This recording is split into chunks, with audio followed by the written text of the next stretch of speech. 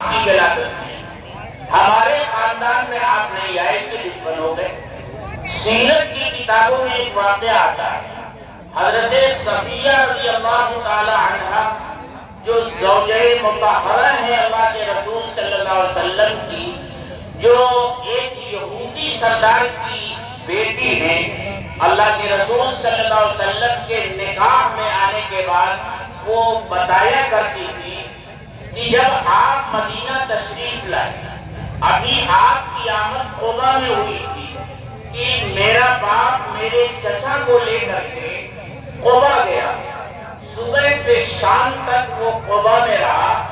اور شام کو میرا باپ میرے چچا کے ساتھ گھر واپس آیا۔ میرا باپ مجھ سے اتنی محبت کرتا تھا کہ جب بھی وہ گھر میں آتا تھا تو میں چھوٹی بچی اچھا لیوگری 90 لاکھ 80 میرے کپڑے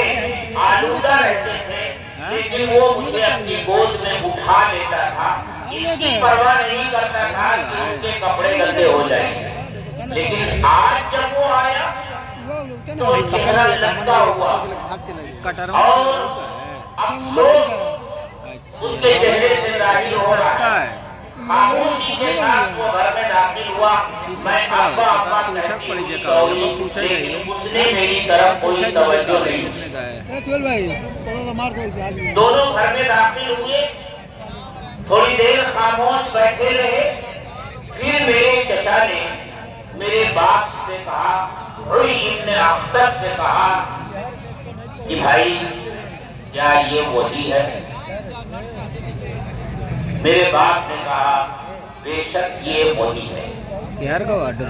یعنی وہی ہے جس کی بشارت ہماری کتاب میں دی۔ آپ نبی برحق ہیں، آپ اللہ کے رسول ہیں، کہتا ہے یہ وہی ہے۔ پھر میرا چچا کہتا ہے اب کیا خیال ہے؟ وہ کہتا ہے واللہ عداوت عداوت عداوت، ہم دشمنی ہی کریں۔ پھر یہودیوں کے ان تینوں قبیلوں کی پوری تاریخ ہے، کیسے کیسے نازک موقعوں پر انہوں نے آپ کو اور مسلمانوں کو اذیت دینے کی اور تکلیف پہنچانے کی کوشش کی، اور کس طرح مدینے میں مسلمانوں کے وجود کے لیے یہ خطرہ بنے، جس کے نتیجے میں 2 قبیلے تو جلا وطن کیے گئے اور ایک پورے قبیلے کو جو اس میں جنگ کرنے کے لائق مرد تھے ان کو موت کے گھاٹ پر۔ یہ دوسرے دشمن اور تیسرا دشمن جو تھا وہ منافقین کا گروہ تھا، جو بظاہر کلمہ پڑھتا تھا، نمازیں بھی پڑھتا تھا، لیکن کفر اپنے دل میں چھپائے ہوئے تھا۔ وہ مکہ کے مشرکین سے ساز باز کرتا تھا، خفیہ پیغام رسانی دونوں کے درمیان ہوتی رہتی تھی، موقع کی تلاش میں رہتے تھے کہ کب ایسا کوئی کام کیا جائے کہ مسلمانوں کا صفایا ہو جائے۔ مکی زندگی میں ایک کھلا ہوا تھا اور مدینہ آنے کے بعد دشمنوں کی تعداد میں کمی نہیں آئی، اضافہ ہوا۔ پھر جو حالات پیدا ہوئے انہی حالات کے نتیجے میں بدر کا معرکہ پیش آیا، احد کا معرکہ پیش آیا، خندق کا معرکہ پیش آیا، پھر آخر مکہ المکرمہ فتح ہوا۔ تو مدنی زندگی میں بھی حالات رہے، مکی زندگی میں بھی حالات رہے، اور صرف یہی نہیں، آپ کے اس دنیا سے تشریف لے جانے کے بعد فوراً ایسے حالات پیدا ہوئے، خطرناک حالات، کہ اگر اللہ نے اس امت کی حفاظت کا وعدہ نہ کیا ہوتا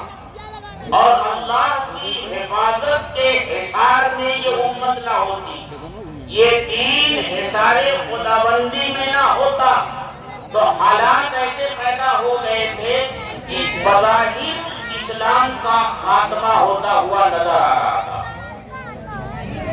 پورے جزیرۃ العرب میں ایک آگ سی لگ گئی، ایک طرف انتظار آگ لگی ہوئی ہے، دوسری طرف جھوٹے مدعیان نبوت کھڑے ہو رہے ہیں،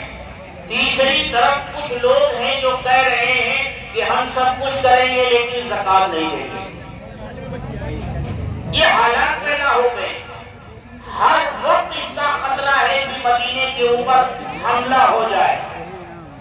اور صدیق اکبر رضی اللہ تعالی عنہ کی وہ شان جو اس سے پہلے کبھی نہیں دیکھی گئی تھی، وہ شان کھل کر امت کے سامنے آتی ہے۔ اب تک صدیق